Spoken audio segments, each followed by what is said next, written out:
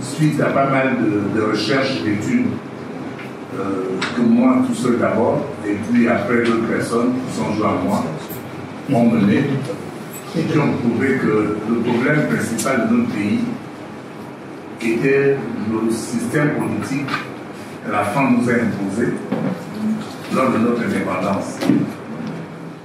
Bonjour à tous, bonsoir, c'est long. Je suis le docteur Joël Patrick Kizambo. Je voudrais d'abord remercier le président pour sa brillante présentation. Mes questions vont tourner autour des trois piliers.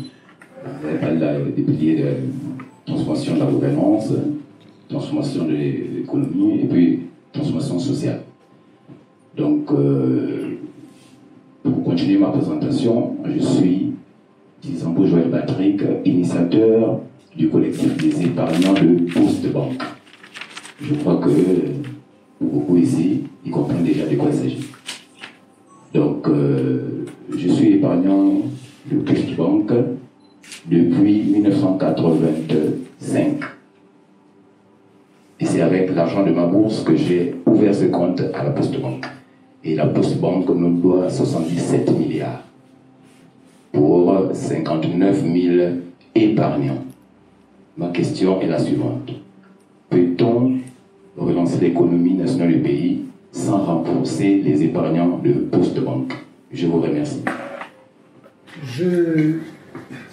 C'est la deuxième fois qu'on me pose la question sur cette situation. Et j'avoue que je ne maîtrise pas parfaitement. Mais sur le principe, okay, je comprends. Il y a le problème des épargnants de la Poste-Banque. Il y a le problème du BRSAO. Il y a le problème autrefois de la Banque Populaire. Il y a le problème de la Banque du Gabon et du Luxembourg. Voilà. Donc, il y a une histoire dans le Gabon avec la spoliation des épargnants dans le système bancaire. Donc, ce n'est pas nouveau. Dans l'absolu, je pense que l'État doit réfléchir à un mécanisme d'indemnisation des épargnants spoliés. Maintenant, comment est-ce que ça doit se faire? Je crois comprendre que les banques, normalement, souscrivent à des assurances, et les assurances à des réassurances, qui doivent permettre que sans que l'État ne débourse de l'argent, que ceux qui ont été spoliés soient remboursés. Bon. Maintenant, c'est une question qui est trop sérieuse pour que je donne des réponses approximatives.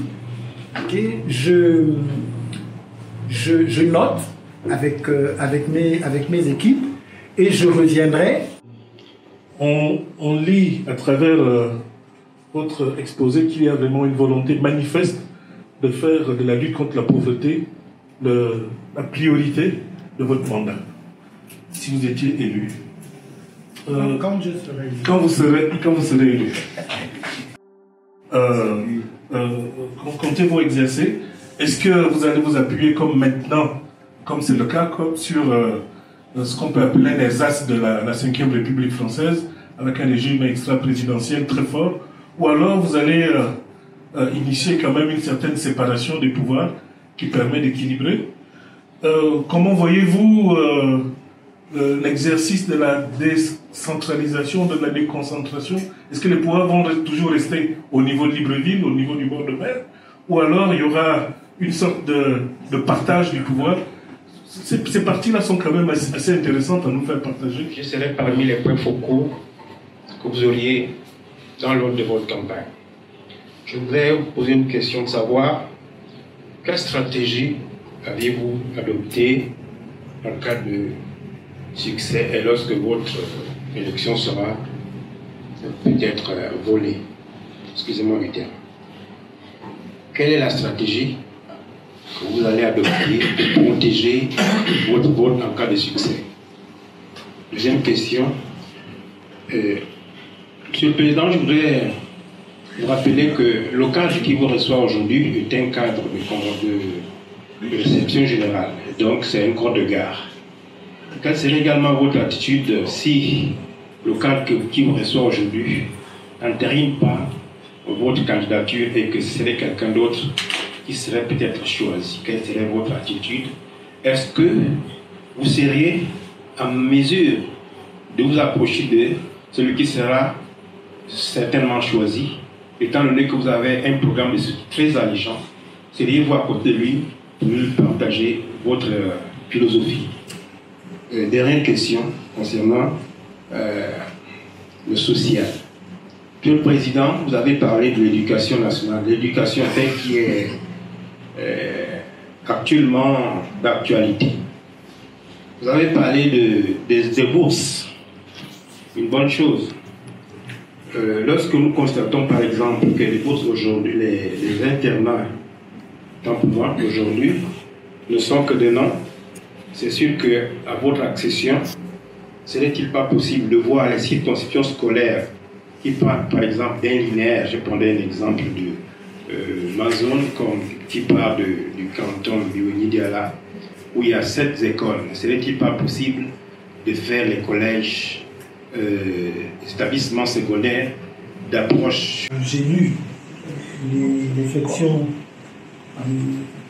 du vice-président Okengele sur la question. Moi, je suis pour une vraie démocratie, avec effectivement la séparation des pouvoirs, avec le respect des droits fondamentaux, des droits humains, liberté de la presse, liberté de culte, possibilité d'alternance. Parce que l'une des difficultés que nous avons avec les démocraties d'avant, c'est qu'elles n'offrent pas de possibilité d'alternance, donc reconnaissance du droit du vote, etc., du vote de chacun, etc. Mais moi, je suis pour des pouvoirs forts. Je suis pour une présidence forte. Je suis pour un exécutif fort, et particulièrement dans des pays sous-développés comme les nôtres. Je pense que l'État doit être géré d'une main forte pour impulser justement le changement de mentalité et impulser la dynamique de croissance. Donc, simplifié, moi je suis pour un régime présidentiel. Voilà. Mais dans le respect... Comme le régime actuel. Non, non. Le problème, c'est-à-dire que je ne peux pas dire comme le régime actuel, parce que le régime actuel est un régime dysfonctionnel. Ça veut dire qu'on est dans un régime présidentiel, mais qui ne fonctionne pas dans les règles démocratiques universelles. Okay, voilà. Mais dans le respect des règles démocratiques, moi je suis pour un régime présidentiel fort. Voilà. Je comprends bien les différents régimes qui ont eu cours dans le temps. La 4e République en France, je comprends ces principes-là. Okay. La 4e République était un régime parlementaire, hein, je pense. Voilà. Je comprends bien cela, mais ce n'est pas ma vision du système politique dans lequel nous devons être.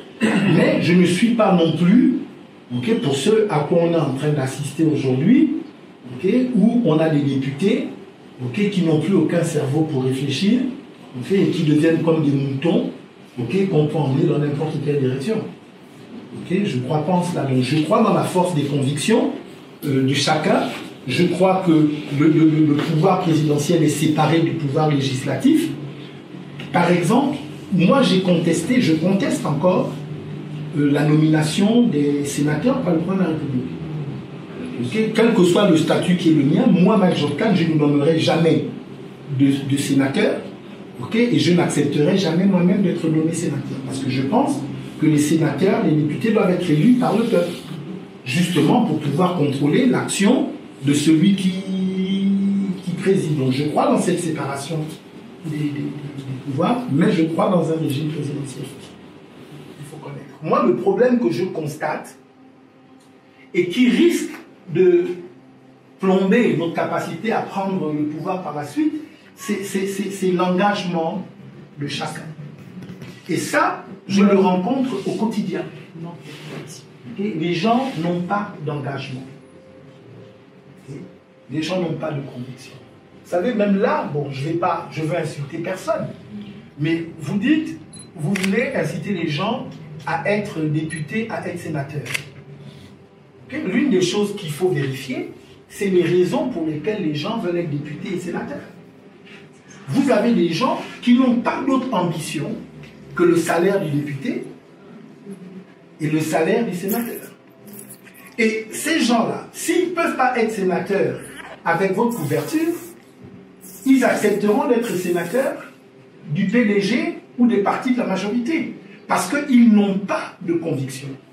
Quand on regarde le phénomène de transhumance, okay, j'ai rencontré une femme ce matin, elle me dit « J'ai voté le PDG parce que c'était mon frère.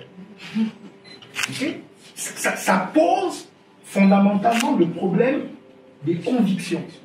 Il faut qu'on réussisse à avoir des Gabonais et des Gabonaises qui ont des convictions. Voter, il y a des incohérences. Jean Ping gagne l'élection présidentielle avec presque 70%. Comment se fait-il que 2 ans après, le PDG ait 140, je ne sais pas combien de députés? Donc les mêmes gens qui ont voté Jean Ping, les mêmes gens pour les élections législatives ont voté le PDG. Okay? Parce que l'élection présidentielle, c'est une circonscription nationale, à la limite, presque personne ne vote son parent. Alors que quand on arrive aux élections législatives ou aux élections locales, okay, c'est des rapports personnels. Et à ce moment-là, on met de côté les convictions. Bref, j'ai débordé sur la question, mais moi je fais partie de ceux qui pensent que c'est possible. Alors, il y a un travail qui doit être fait sur le plan domestique. Il faut s'organiser, il ne faut rien laisser au hasard. Moi, Mike Jordan, j'ai un plan. Et je sais ce que je ferai le moment venu. Et quand je dis ça, je ne parle pas en termes de plan B. Okay? Je parle en termes de plan A. Okay? Mais en dehors du travail qui doit être fait sur le plan domestique, mais on ne peut pas aller à l'élection sans avoir discuté avec les amis et les partenaires du Gabon. Eux, ils sont à l'extérieur. Alors, pour pouvoir leur parler, il faut la crédibilité. Okay? On ne parle pas avec ces gens-là sur la base de l'amitié. Okay? Ils parlent avec ceux qui représentent quelque chose. C'est pour ça que le ministère de l'Intérieur et la CGE ne veulent pas donner les dates des élections. Parce qu'ils ne veulent pas permettre à une candidature de devenir si crédible qu'elle commence à discuter avec les partenaires internationaux. C'est pour surprendre. Okay. Quand ils vont dire aller à l'élection, okay, le candidat sera obligé d'aller, de faire la tournée, d'aller à la rencontre des Gabonais. Il sera obligé de discuter avec les autres pour créer un rassemblement large. Il n'aura plus le temps d'aller discuter avec les voisins, d'aller discuter avec les Français, avec l'Union africaine. Et ces discussions-là sont indispensables. Alors, je vais vous dire, moi, je ne fais pas de langue de bois. D'abord, moi, je ne crois pas à la candidature unique. Okay? Je n'y ai jamais cru. Je ne pourrais pas y croire. Parce que, intellectuellement, ça n'a pas de sens. Okay? La Constitution définit qui a le droit de se présenter à l'élection présidentielle. C'est la Constitution, okay, qui détermine qui peut se présenter ou pas. Depuis que le Gabon est Gabon, il n'y a jamais eu d'élection présidentielle avec une candidature unique. Si. Parti unique. Oui, bien sûr. Bien sûr. Oui, bien sûr. Ok. Donc, C'est pour taquiner. Je finis. Ok. Il n'y a jamais eu de candidature unique au Gabon. Même en 2016, la candidature de Jean Ping n'était pas une candidature unique, il y avait 14 candidats. Okay? Sauf que la candidature de Jean Ping était la seule candidature de large consensus. Donc lui, moi je suis pour qu'il y ait une candidature de large consensus. On ne doit empêcher à personne de se présenter. Parce que c'est un droit légal, ça fait partie des droits fondamentaux des hommes. Okay? De pouvoir se présenter à l'élection présidentielle dans son pays. Je suis pour les candidatures de large consensus. Maintenant, comment est-ce qu'on aboutit à la désignation d'une candidature de large consensus? Okay? Malheureusement, dans notre pays, il n'y a pas de sondage. Okay? Moi, je suis contre des désignations qui se passent dans des chambres d'hôtel. Okay? Je suis contre les désignations qui se font dans un petit bureau entre 3 ou 4 personnes qui souvent elles-mêmes n'ont pas de légitimité populaire mais sont simplement des manœuvriers, okay, capables d'intrigue pour pousser X au détriment de Y. Okay? La désignation d'une candidature de large consensus, elle doit se faire par la démonstration de force. Et la démonstration de force, c'est le projet de société, okay? Parce que chasser les bongos du pouvoir, ce n'est pas un programme de société. Okay? Et nous ne voulons pas porter à la tête de ce pays quelqu'un qui ensuite fera comme Alpha Condé, okay? Qui après avoir été dans l'opposition pendant 40 ans, okay, s'est comporté pire que Sékou Touré. Okay? Donc, il faut qu'il ait un projet de société. Et que dans l'expression de son projet de société, qu'on soit certain qu'il est sincère. Parce qu'on peut avoir un projet de société bien rédigé et n'avoir aucune intention de l'appliquer. Ensuite, il faut que ce soit quelqu'un qui, dans une certaine mesure, a rencontré les Gabonais. Donc, qui a un soutien populaire derrière lui. Okay? Qui peut démontrer. Il faut que ce soit quelqu'un qui ait une personnalité qui ne soit pas si clivante qu'elle empêche le soutien extérieur et qu'elle empêche l'abdication de ceux qui ont le pouvoir à l'intérieur. Parce qu'on peut se retrouver aussi dans une situation où Ali Bongo a perdu l'élection et il dit « Moi, je ne peux pas partir si c'est Mike Jokal. Parce que si c'est Mike Jokal, il va m'égorger, il va faire ceci, il va faire cela. » Donc, ma personnalité, mon discours, ma façon d'être doit rassurer aussi bien à l'intérieur qu'à l'extérieur. Donc, il y a des critères comme ça. Et naturellement, il faut que le jeu soit franc. Okay? Aujourd'hui, nous aspirons, moi j'aspire à plus que l'alternance.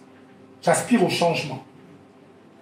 Il faut que celui qui dirige ce combat soit capable de nous faire aboutir à plus que l'alternance. Qu'il soit capable de nous faire aboutir au changement. Après, il y a un dernier critère qui me paraît important, la capacité de mener le combat aujourd'hui. Okay? C'est le problème que nous avons eu en 2016. Okay? Il faut quelqu'un qui soit capable de faire la politique en regardant devant et non pas dans un rétroviseur. Okay? Donc voilà, ça nécessite certaines capacités. Il y a une phrase que M. Maïla avait dit la dernière fois qui m'a intéressé et je la prends très au sérieux. Il a dit: à l'âge que j'ai, je ne peux plus courir devant les policiers.